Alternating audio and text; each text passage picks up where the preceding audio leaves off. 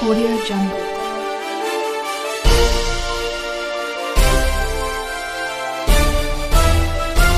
Audio Jungle। की बात गहराइयों के साथ आप तक पहुंचाना चाहता हूं। फिर एक बार वही सवाल, लगातार लोकसभा के भीतर ना तो किसान, ना तो अपराध, ना तो रोजगार, ना ही सामाजिक सरोकार का वो सवाल। फिर वही तलाक।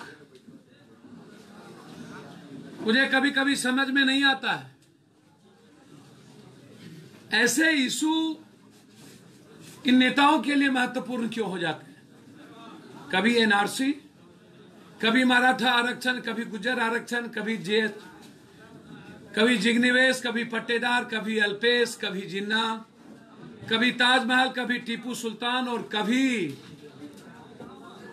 जय श्री राम, परशुराम, भीम, भामा, भद्मावत। ये सवाल ही सदन के लिए महत्वपूर्ण क्यों है।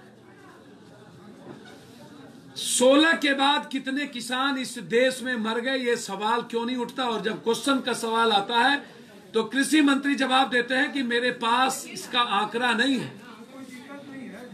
भारत सरकार के मंत्रियों के पास जब जवाब न हो किसानों के मरने का, तो फिर इस देश के 12-11 करोड़ 86 लाख किसान जो बचे हैं, लगभग 74.4% बटेदार, दहियारी मजदूर और बंधुआ मजदूर के बाद, यह सवाल जब बिहार का सवाल आता है, जब बिहार के सभी जिलों में 2 सालों से लगातार सुखाड़ का पर हम यदि चर्चा करते हैं, तो ये सवाल नहीं बनता।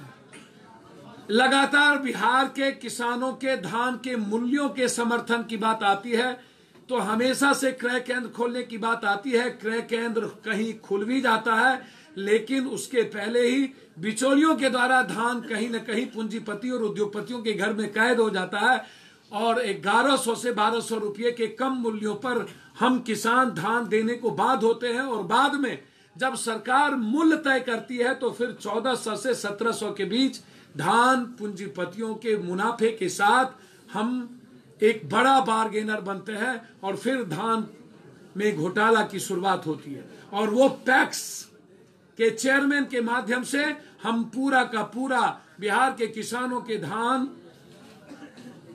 को हम अपनी निजी संपत्ति समझ लेते हैं। यह सवाल एक महत्वपूर्ण सवाल। कभी बिहार का वो सवाल, लगातार गठबंधन के दौर में शुरुआत हो गई हिंदू मुसलमान, मंदिर मस्जिद, अगले बार डीएनए नीतीश कुमार, इस बार उपेंद्र कुशवाहा, और फिर शुरुआत हो गई बैकवर्ड फॉरवर्ड, एसटी एससी, स्वर्ण, ऐसे सवालों को लेकर के जातियों को बेचने का।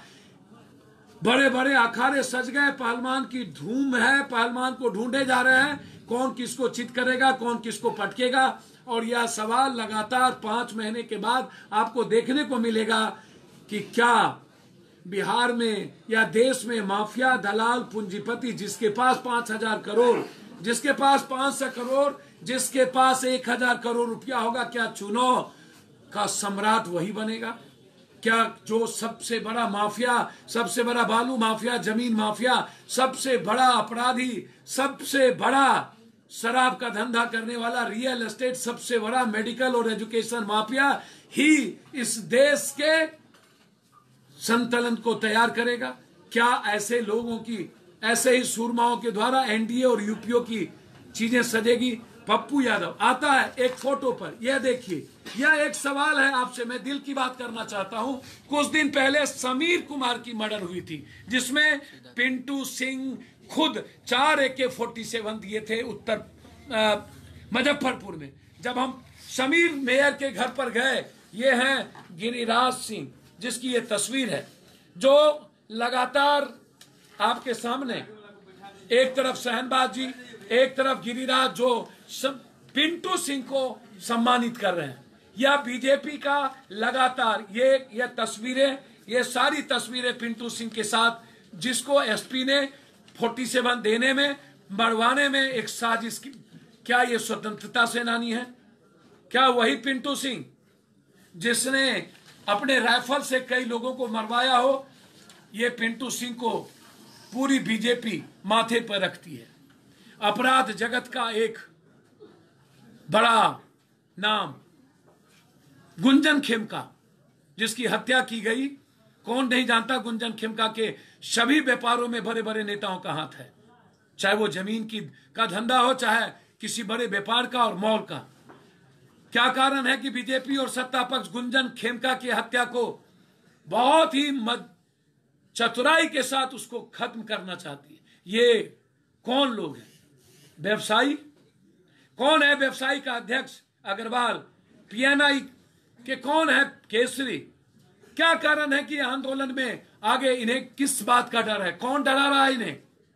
इतनी बड़ी घटना, गुंजन खेमका की हत्या के बाद 2 बड़े ठेकेदारों की हत्या वैशाली में पटना के द्वारा कर दी जाती है। उसके पहले एक बड़े कवि मुजफ्फरपुर में लड्डू सिंह की हत्या हो जाती है, जिसके घर पर जब पप्पू यादव पहुंचता है तो वह एक सबसे बड़े रामशंकर सिंह, जो बेनी पुरी जी के साथ सबसे बड़े कवि थे, उसके पोता को 7 गोली मार दिया जाता है, उसको दबा दी जाती है। ठीक उसी दिन सुबह में शाही एक 35 साल का यूथ, 35 और 40 के बीच का एक यंग लड़के को गोली का निशाना बना दिया जाता है और फिर बात को खत्म कर दी जाती है।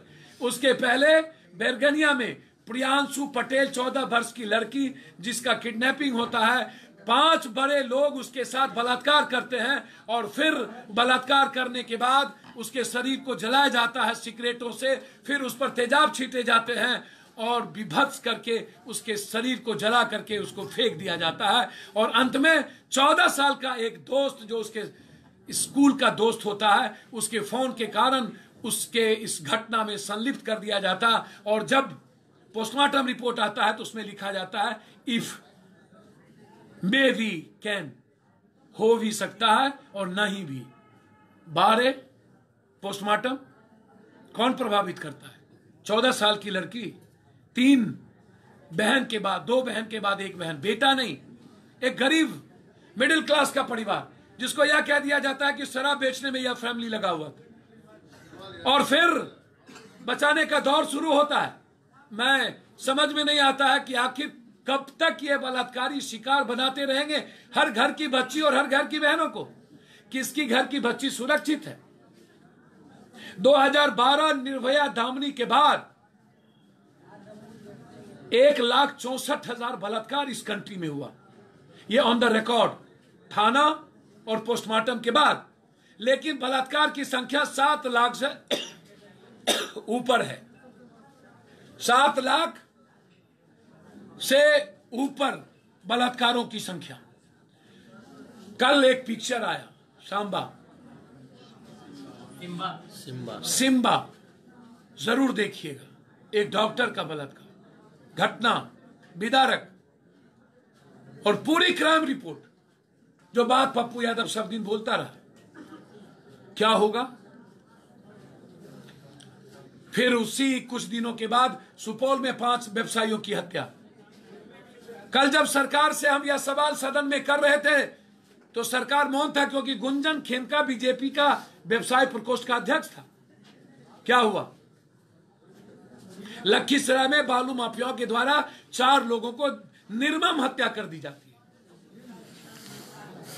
लगातार पटना में व्यवसायियों की हत्या, वैशाली में व्यवसायियों की हत्या, लगातार लखीसराय में हत्या, लगातार गया में हत्या। उसके बाद सरकार और विपक्ष मस्त मौन, कोई सुनने वाला नहीं।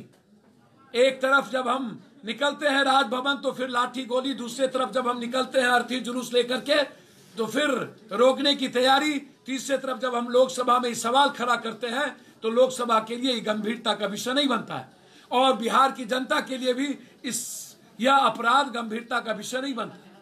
क्या होगा? आप सोचिए ना, क्या समीर को न्याय मिलेगा?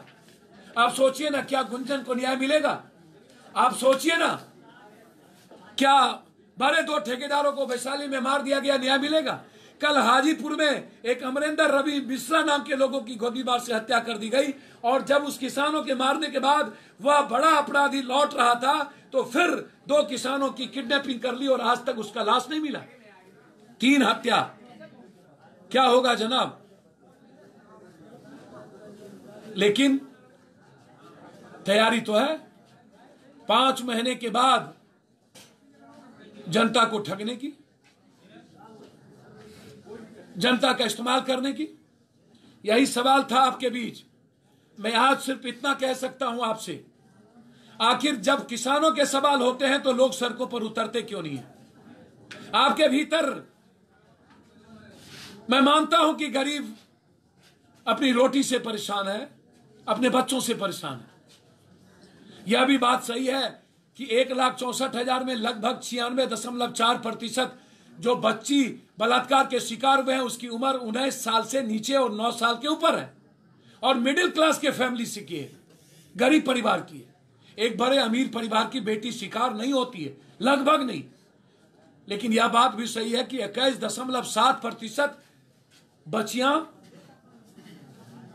पड़ोसियों से शिकार होती है, वो कोई हो। 22.7% लड़कियां दोस्तों की शिकार होती है, वह कोई हो। और बची हुई जो लड़कियां हैं, या तो स्कूल में, या तो कॉलेज में, या तो टीचर से, या तो फिर माफियाओं से, या तो पैसे वालों की शिकार होती है। सोचिए ना, किसकी बच्ची सुरक्षित है, किसकी बहन सुरक्षित है? क्या आप इस पर गंभीर नहीं है? क्या कभी खौफ और इकबाल का सवाल नहीं उठेगा? क्या आप अपनी बहन को बचाना नहीं चाहते?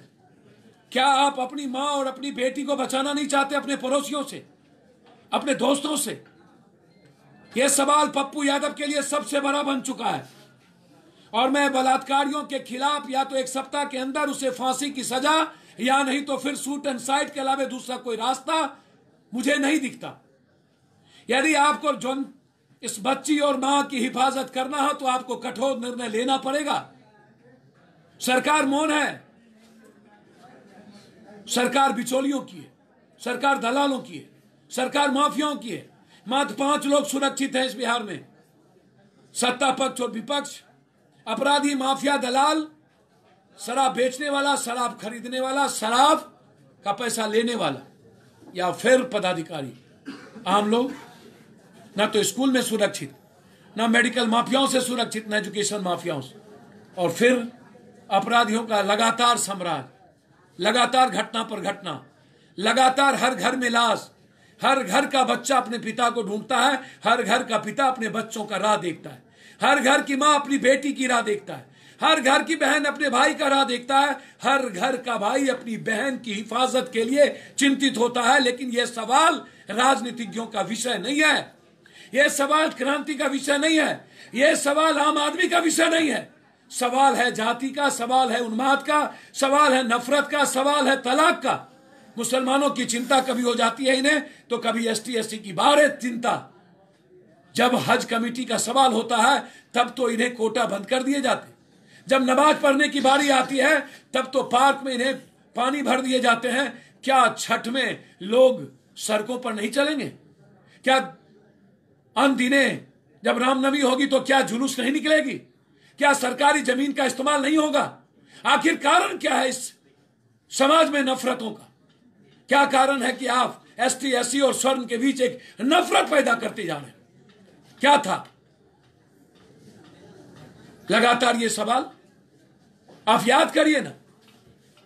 आप कितने चिंतित हैं तो फिर सच्चर कमेटी क्यों नहीं आती? इसलिए हम लोगों ने पूरी मुकम्मल तौर पर, रंजीत रंजन जी ने भी सारी बातें रखी है। आज सवाल बिहार को बचाने की है। 11 करोड़ 36 लाख लोगों के सवाल की है। सवाल बिहार के विशेष राज का है। सवाल बिहार के 1,35,000 करोड़ रुपया का वो पैकेज का है। सवाल बाढ़ के 5,000 करोड़ रुपये पैकेज का है। सवाल बिहार के इंफ्रास्ट्रक्चर का है। सवाल बिहार के चीनी मिल का है। सवाल बिहार के दाल चीनी मिल, पेपर मिल और दूध मिल का है। सवाल बिहार के डालमिया नगर फैक्ट्री का है। सवाल बिहार के सिल्क मिल का है। सवाल बिहार का बंदूक फैक्ट्री और सिगरेट फैक्ट्री का है। सवाल बिहार के कई यूनिट बंद पड़े बरौनी के उस पावर ग्रिड उसका है। सवाल बिहार के उस 20,000 करोड़ रुपया देने वाले छात्रों का है। क्या वो पैसा कभी बिहार में लौटेगा? यह एक सवाल है। सवाल है क्या अस्पतालों में X ray machine, cell, ultrasound, CT scan लगेगा कि नहीं? सवाल यह है। बिहार यहां है। बिहार अपराधियों से त्रस्त है, बिहार माफियाओं से त्रस्त है और नेता मस्त है। अखाड़ा में किसे लड़ाए जाएंगे, कौन चित करेगा, और हम संख्या बल में दिल्ली में अपनी ताकत कैसे दिखाएंगे। जिसकी लाठी उसकी भैंस, जिसकी संख्या उसकी पूछ। सवाल यहां खड़ा है, यह गठबंधन न तो विचारों का है, हटबंधन और लटबंधन लगातार बेमोल गठबंधनों के बीच 4.5 साल के बाद, कभी 3 साल के बाद, 2 साल कहीं और रह करके फिर अलग होना और फिर नए गठबंधन, मई के बाद फिर तीसरा गठबंधन। पता नहीं अभी 5 महीने के बाद पहले कितना गठबंधन होगा, कौन कहां गिरेगा कहना मुश्किल है। लेकिन हर लोग जनता के मूड को देख रहा है कि कौन सा जात कहां जा रहा है और लगातार इस्तेमाल हो रहा है। मैं इससे ज्यादा आज कुछ कहने के लिए अपने दिल से आपके बीच आया नहीं था, लेकिन मैं इतना जरूर कहूंगा कि क्या बच्ची सुरक्षित होगी या नहीं, क्या हमारा जनतंत्र बचेगा कि नहीं, क्या अपराधी माफिया ही हमारे साम्राज्य को कायम करेगा, क्या हम इसी के संतुलन में अपने जीवन को आगे ले चलेंगे, कब तक ये नेता अपराधी माफिया हमारी जिंदगी को नासूर बनाएगा, क्या हम सब इसके खिलाफ एक आवाज बनेंगे।